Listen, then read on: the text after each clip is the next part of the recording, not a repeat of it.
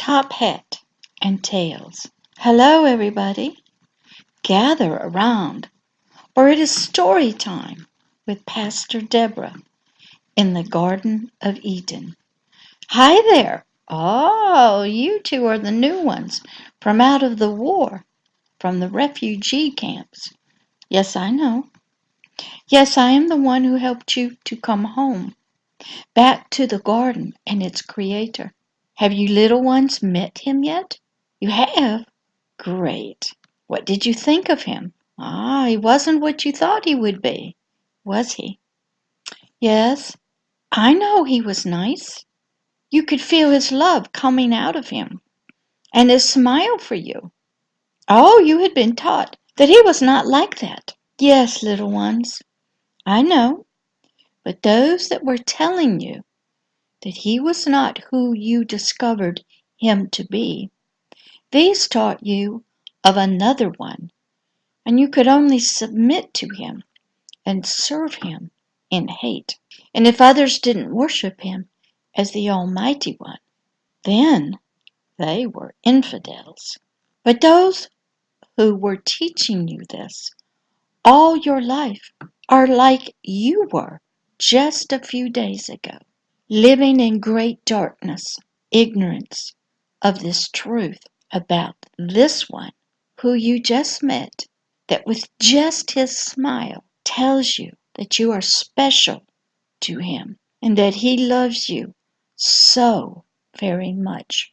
We now must be in prayer for those who have not yet discovered this truth as you have about him and have not yet been in his presence or in his Garden of Eden. Do you think you could do that for all those that have not yet discovered a love that you have found in him, in his garden, and with all these living creatures of his Garden of Eden? Great. All the living creatures of the garden will also join in this with you, for they too love all those that are still in darkness, ignorance of this agape love. Yes, we can. Great. Now the story, Top Hat and Tails. This story is about someone who is going to be stepping out of his closet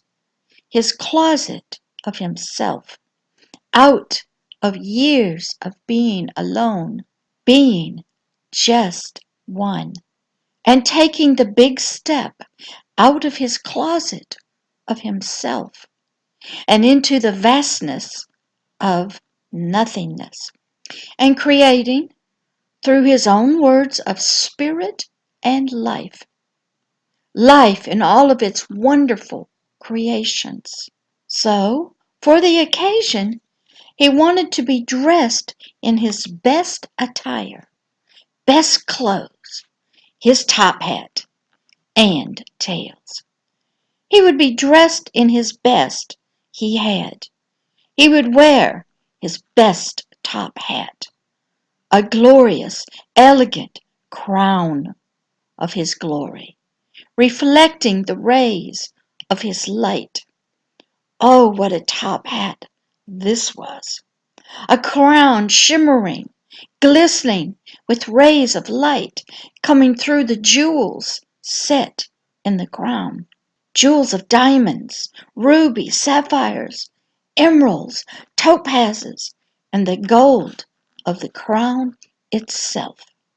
The crown of his glory, his top hat, the finest there ever was, the most elegant he had, which he had been saving for this special occasion. He knew that this coming out of his closet of himself and stepping out into the vastness of nothingness would be a great explosion, demonstration of his glory and majesty. So he knew he had to be dressed in his most formal clothes, his most glorious top hat and tails, robe of light, his top hat and his tails, his most formal tuxedo he had. His formal clothes would be his symbol of this great significance, and he had to be dressed in all his best he had, in all his glory and majesty. He knew that what was about to happen would define him as a mighty king, a king with all creative power and authority over all life, his creations of his own life, through his words of spirit. So he would put on his best top hat, his best crown, his best royal crown of his glory and majesty. His crown, his top hat, symbolized and reflected his great position as king and ruler over all he was going to create, bring out of himself. The one would put on, wear his formal royal crown, his top hat of his elegance, his symbol of a gentleman, of his knowledge and wisdom, of his royal birth, and of his knowledge of how important appearances are to others.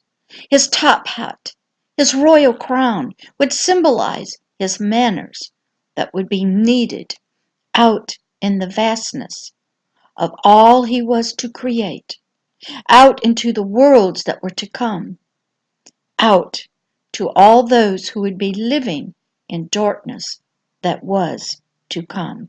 This one knew that his coming out, this magnificent event, was so special that he had to put on his best top hat, his most glorious crown of his glory, and he had to put on his most formal tuxedo, his tails, his robe of great righteousness, light.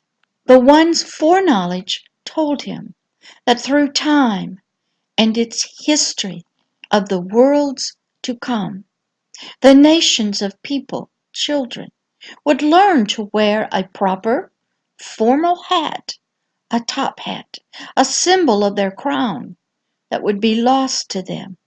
But they would learn that the head is for a top hat, a crown of glory, as their Creator wore on a special day, and from that day since. So, the one who was just about to step out of the closet of himself, the closet of being alone, being one. And he knew that one was a lonely number.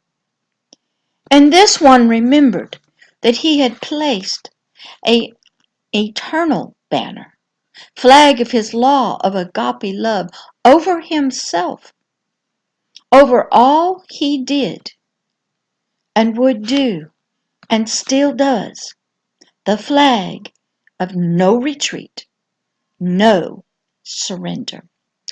He would now get himself dressed for all his newly coming, newly created creations to see him when they came out of the closet of his imagination, out of his womb of his imagination, and would have his very breath of his spirit of life in them to be awoken unto life in the vastness of nothingness. Life would be filled with his spirit of light and agape love in their very nature. Life would see him in his finest clothes, his top hat, and his tails of glory. The one knew that the first thing his precious creations would see after their birth from his own womb of life would be him looking over them, looking into their eyes, and telling them he loves them so very much, and that he is their source of spirit and life. They would see him in his top hat, his glorious crown, and his formal tuxedo, his robe of righteousness, and his train would fill the vastness of nothingness for all creation to see and be at rest, for he was there always and forever. He knew that his creation would always see him in his finest formal wear, his top hat and tails.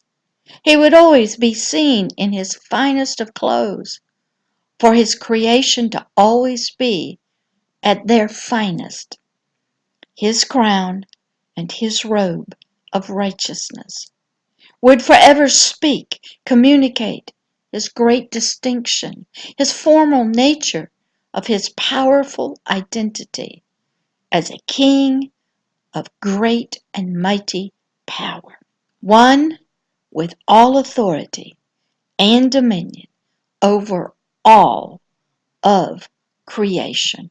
His creations, with their newly opened spiritual eyes, could see him in all of his magnificence, in his glory, in his majesty. They would see him in his top hat, wearing his finest tuxedo.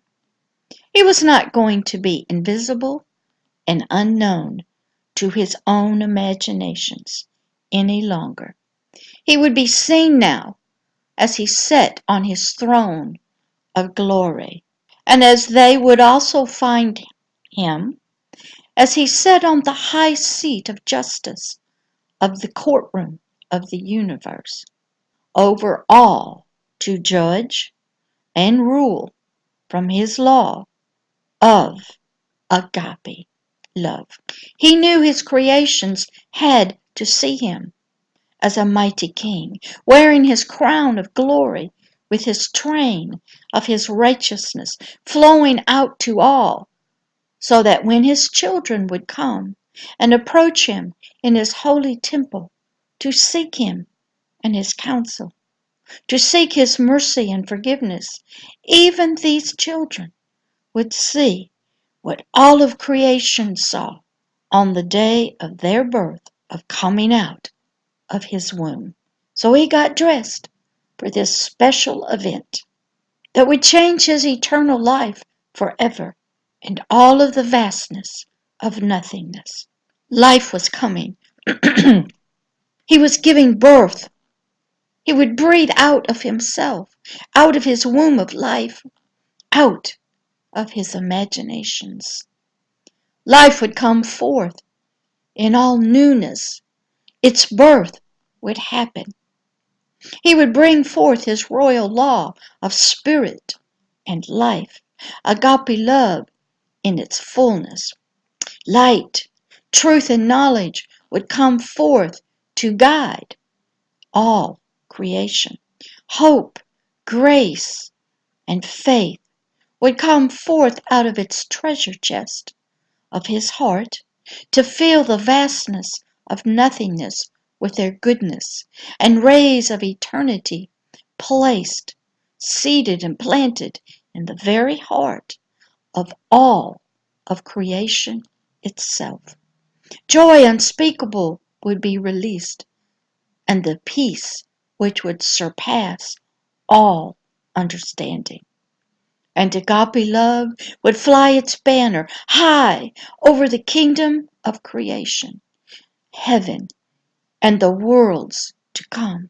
So the one stood in front of his own mirror of himself, as he dressed himself for his soon coming out party that was to be an magnificent event, but only until he breathed out a new day of his beginnings. All of creation would be forever as he predestined it all to be. A new dawn of all of creation.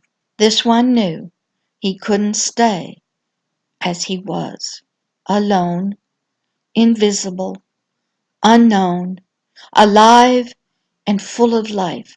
He had to become, to evolve himself into a new creation himself. For this one knew he had to become all he had been dreaming about, believing for, stretching his faith for, hoping for, the Father and Mother of all life, all creation, of all that would call him Creator, Lord, King, and Father. He had to become a new creation himself. He had to become more than what he was. One, he had to become a family. He had to birth children. He had to nurture them, raise them up, protect them, teach them, watch them grow up and become like him, a king and mighty one who all of creation would obey and respect. So the one cleaned himself up, brushed off his top hat and his tails. He was singing to himself as he was meditating on what was to come next. He was to become the glorious one he had always dreamed he could be, knew he always was, the Creator. But what he desired all creation to see him as he had always been, a mighty king, crowned with the finest top hat, crown he had, and wearing the most radiant and glorious clothes of light. His creation's first sight, first imprint, first impression of him would be beyond all words. He knew he was ready to be forever changed, evolved into and become a new creation that had never existed before, a new life form of himself. So he put on his very best clothes. He put on his best top hat, his most majestic crown of life and creation, his crown of his kingship, his crown of light and love. Then he put on his robe of righteousness, his robe of light, as best he had, his train, his tuxedo of light and agape love that had rays and beams of light shining out for all to see and filling all with its great light of love. Now he took one more look at himself. He was ready. He took a deep breath. He looked back into the closet of himself, and he opened the door of his closet and looked out into the vastness of nothingness. He felt self-assured. He was properly dressed for the event, for he was making a life change for himself. All that was in him. He was ready. He had his top hat on, his tails on. Then he looked down at his feet. No shoes. He was not ready. Yet he had to have shoes. That story will be the next story time with Pastor Deborah. But this story is ending, and the one wants all to remember. When you have decided to make a life change, the change first starts inside one's own closet of himself first. Then one must get properly dressed from head to toe. So today, remember always, put on your top hat and your tuxedo, your tails. Then don't forget to look at your feet to see what kind of shoes you must wear to go out into the newness that is coming, because everyone will be looking at you.